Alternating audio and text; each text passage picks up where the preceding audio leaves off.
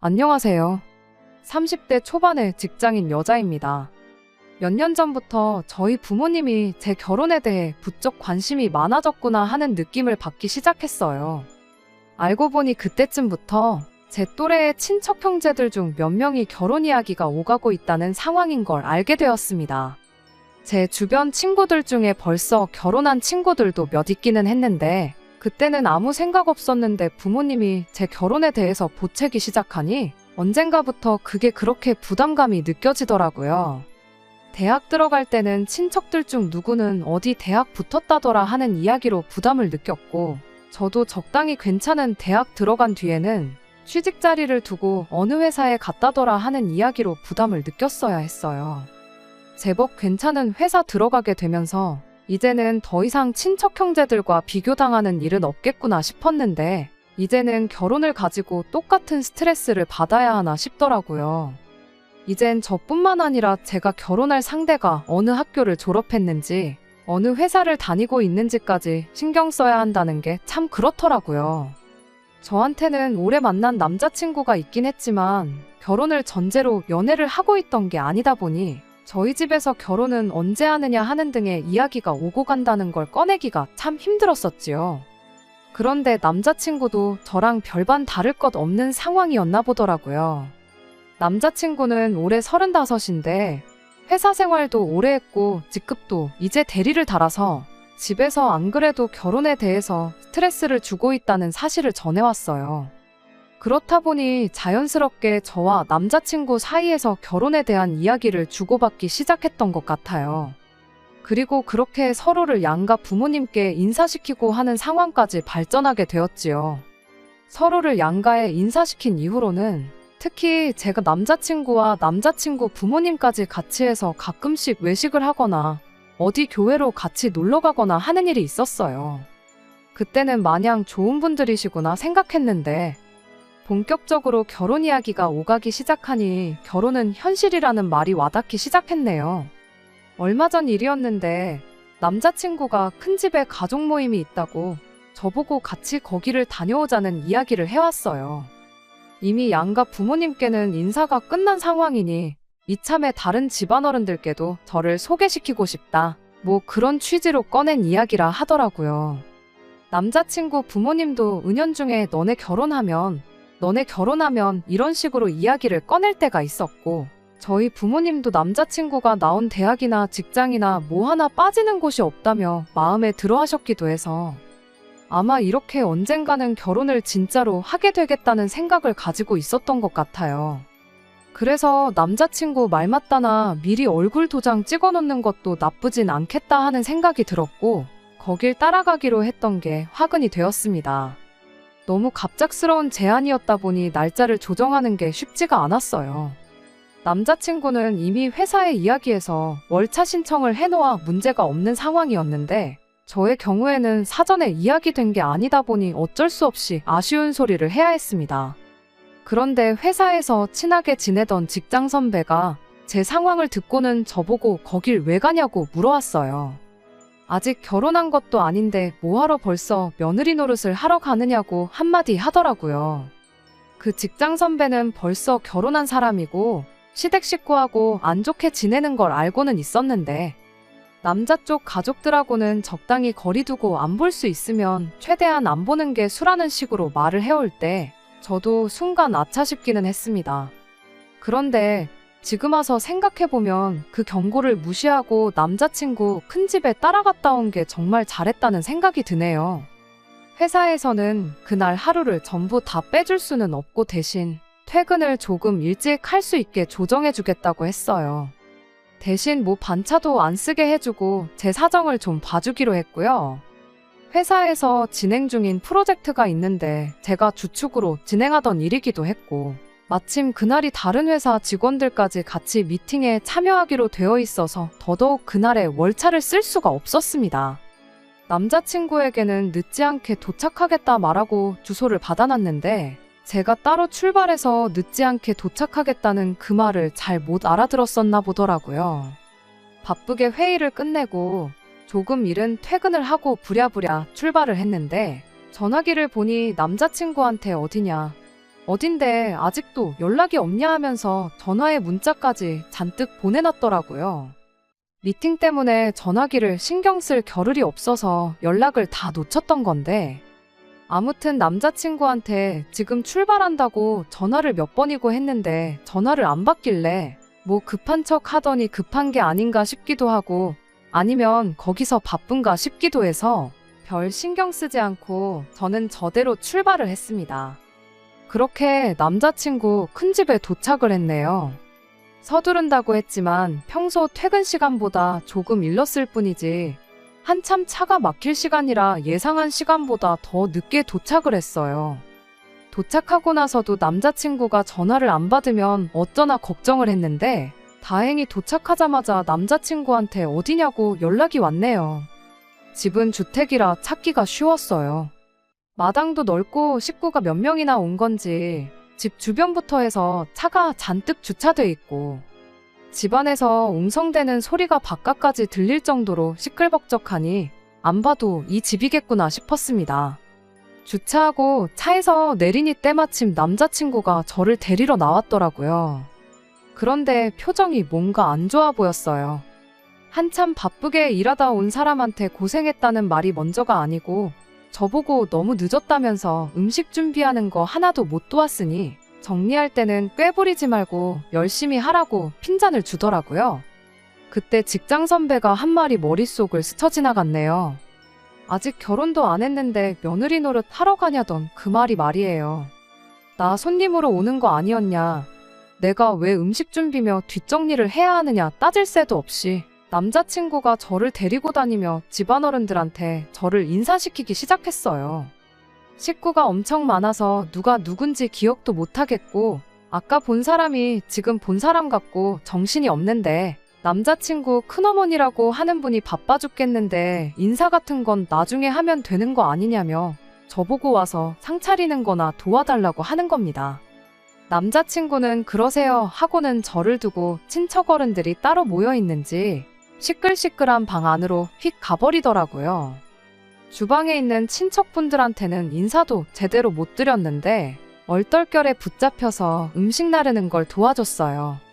남자친구가 기어코 친척분들한테 저를 소개시키고 싶다고 해서 애써 우리 회사 사람들은 물론이고 타 회사 사람들한테까지 양해를 구해가며 억지로 시간을 내가지고 먼 길 운전까지 하고 와서 내가 생전 처음 보는 사람들 집 주방에서 뭘 하고 있는 건가 싶었습니다.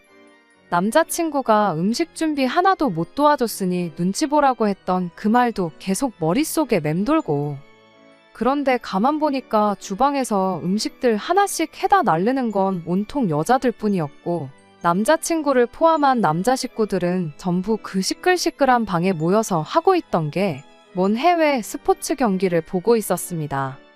몇 개나 부천호와 거실을 꽉 채운 밥상은 이미 다 준비가 되어 있던 상황이었는데, 그 집구석 여자들은 한 명씩 돌아가면서 그 방 앞에 기웃거리면서 식사 준비됐다, 진지 드시라 하면서 눈치만 보며 차려놓은 밥도 못 먹고 가만히 앉아있더라고요. 그놈의 해외 축구 경기가 뭐라고, 한국 선수 한 명 나오지 않는 경기를 두고 누가 더 잘하네 마네 하면서 아주 축구 감독인 것 마냥 지들끼리 토론을 하고 있더라고요. 나와서 밥 먹으라고 한 명씩 돌아가면서 사정을 하다시피 하는데도 듣는 둥 마는 둥 하면서 지들끼리 저렇게밖에 못하냐며 TV 속 축구 선수한테 열을 올리고 있는데, 그 꼴이 참 어이가 없었습니다. 전반전이 끝난 건지 그제서야 한두 사람씩 나와서 밥상머리 앞에 기웃거리는데, 후반전을 시작부터 챙겨봐야 했는지 경기 시작하는 소리 듣겠다고 TV 소리는 어마무시하게 켜놓고 왔더라고요. 사람들 떠드는 소리에 시끄러운 TV 광고 소리까지 섞여가지고 정신이 없던 찰나에 후반전 시작하는 소리가 들리니까 몇 명은 먹던 밥 내려놓고 방으로 다시 들어가질 않나, 몇 명은 커다란 접시에다가 지들 입에 맞는 반찬 몇 개씩 가득 집어다가 방으로 들어가질 않나, 아주 난리도 아니었습니다. 더 어이가 없던 건 그걸 가지고 아무 말도 안 하고 있던 그 집구석 사람들이었어요. 남자친구도 그 와중에 이 집에 아는 사람 없는 저를 챙겨주는 게 아니고 축구 보겠다고 방에서 가까운 자리에 앉아가지고는 저는 안중에도 없었습니다. 정신이 없어서 기억은 안 나는데 후반전 시작하자마자 방으로 제일 먼저 들어간 게 남자친구였었을 거예요. 밥상머리 예절도 아주 더럽더라고요. 숟가락 놓고 일어났으면 그만인 거지. 방에 접시 들고 들어갔던 사람들 몇 명은 다시 나와서 고기 몇 개 집어가고 차려놓은 뷔페도 아니고 아주 가관이 따로 없었습니다. 식사가 다 끝나니 거실이랑 주방이랑 이어져 있는데도 굳이 지들 TV 보면서 밥 먹겠다고 가져갔던 접시들을 주방 싱크대에 담궈두는 게 어려운 일은 아니었을 텐데 굳이 그걸 꾸역꾸역 들고 와서는 차려놓은 밥상 위에 먹던 접시들 그대로 올려두고 다시 방으로 들어가고 그 와중에 그걸 가지고 뭐라 하는 사람 하나도 없는 게 어이가 없더라고요. 우리 집이었으면 상상도 못했을 일들이 눈앞에 펼쳐지니 아무리 집집마다 가풍이 다르다고 해도 도무지 적응이 되질 않았습니다. 그걸 보고는 군말도 없이 그릇 치우고 설거지하고 그러는데 전 일부러 아무것도 안 했어요. 애초에 꿔다 놓은 보리자루도 그날 저보다 대접을 더 받았을 거예요. 아무도 저 신경 써주거나 챙겨주는 사람도 없고 남자친구 부모님도 저랑 같이 밖에서 봤을 때는 그렇게 좋은 분이 따로 없더니 온 식구들 모여있으니 저는 안중에도 없더라고요. 그러다가 어느 정도 뒷마무리 끝나고 나서 드디어 남자친구 어머니가 저한테 관심을 가져줬는데 기껏해야 한다는 소리가 아무것도 안 도와주고 가만히 있냐는 소리였어요. 거기에 이어서 한다는 말이 이참에 과일 깎을 줄 아는지 봐야겠다며 저를 데리고 가려고 하는데 이게 여태까지 내가 알고 지냈던 좋은 분이라고 생각했던 남자친구와 남자친구 부모님이 맞나 싶었습니다. 저를 인사시키겠다고 가족 모임에 데려온 게 인사시키는 게 아니고 우리 며느리가 이렇게 싹싹하고 일도 잘해요 하고 자랑하려고 데려온 게 아닌가 싶었어요. 남자친구가 그날 저한테 아예 신경을 안 쓴 건 아니었지요. 자리 다 끝나고 나서 집에 갈 때가 돼서야 제 차 조수석에 올라타더니 혼자 가면 심심할 것 같으니까 자기가 옆에 타주겠다는 식으로 말을 하더라고요.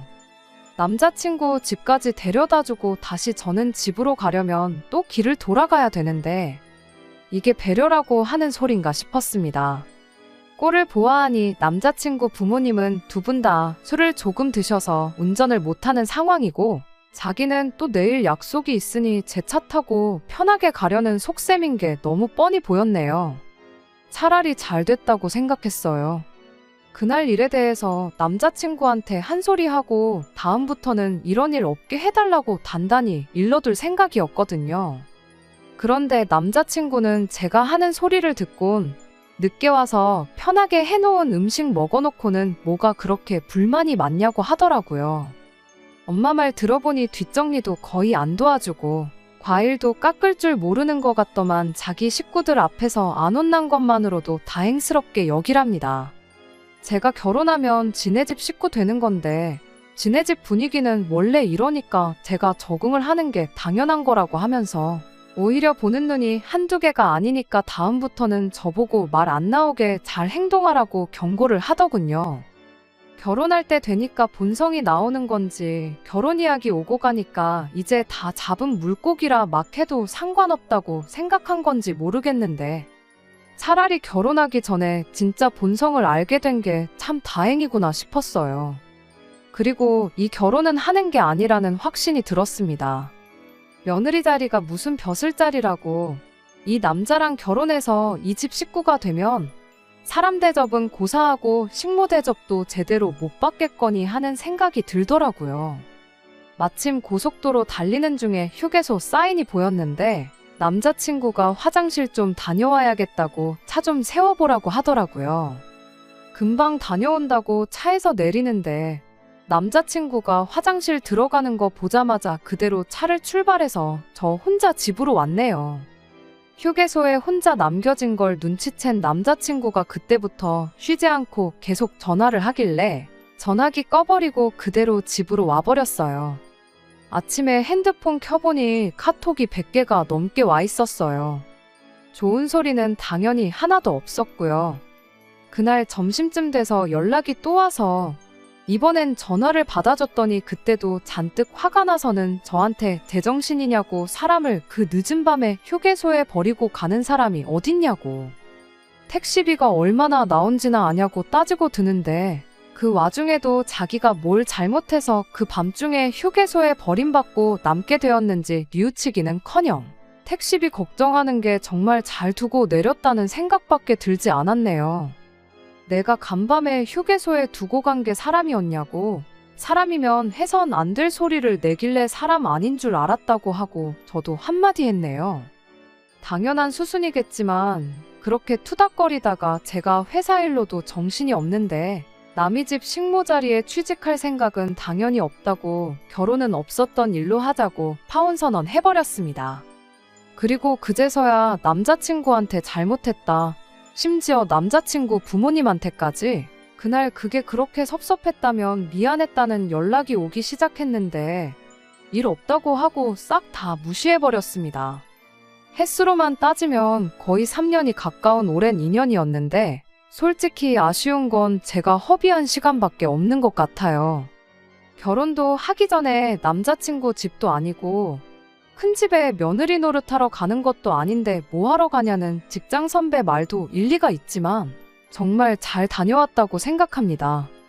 직장 선배는 똥인지 된장인지 찍어 먹어봐야 아냐는 투로 한 말이겠지만 솔직히 그 전까지는 구분할 수 없었거든요. 정말 된장하고 똑같이 생긴 똥이었으니 찍어 먹어보고 알게 된 게 저의 경우에는 오히려 다행이라고 볼 수 있는 것 같아요. 된장인 줄 알고 결혼했는데 알고 보니 진짜 똥이었던 것보다 더러운 꼴 보더라도 직접 겪어보고 진짜 정체를 알아낼 수 있었던 거니 말입니다. 이번 파혼을 계기로 부모님하고도 대판 싸우게 되었어요. 말씀드렸던 것처럼 저희 부모님이 남자친구를 꽤나 좋게 보고 있던 게 이유였습니다. 특히나 그 와중에도 한다는 소리가 그래도 아쉽다고 하면서 남자친구 나온 대학교도 대학교고 다니고 있는 회사도 대기업인데 친척들 중에서 제가 제일 시집 잘 가는 거나 마찬가지였는데 그걸 제 손으로 내치고 왔다고 불만인 듯이 이야기를 하셨거든요. 그 말이 너무 서운해서 그동안 속으로만 눌러 참고 있던 말들을 다 쏟아내고 말았네요. 앞으로 내 평생이 걸린 일이나 마찬가지인데 그깟 친척들한테 자랑거리 몇 개 할 거 없어진 게 그렇게 아쉬우셨냐고. 대학교도 취직할 때도 정말 부담스러웠는데 친척 형제들하고 비교하는 거 그거 너무 지긋지긋하니 그만 좀 하시라고요. 평생 부모님께는 싫은 소리 한 적 없는데 그때만큼은 참을 수 없었습니다.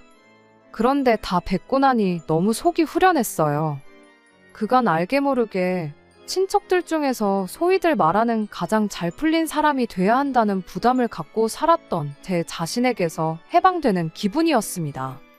부모님하고는 그렇게 대판 싸웠지만 오히려 전화위복이 되었어요. 부모님께서는 제가 그렇게 부담을 느끼고 있는 줄 몰랐다며 저한테 미안하다고 사과를 해오셨고 앞으로는 그런 거 상관없이 평생 제 편에 서주겠노라는 말을 들었으니 말입니다. 파혼했지만 오히려 저한테는 모든 게 다 잘 풀린 것 같아요.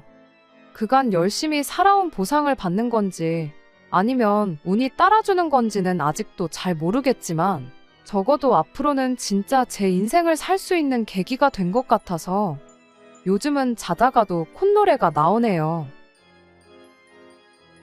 끝까지 들어주셔서 감사합니다.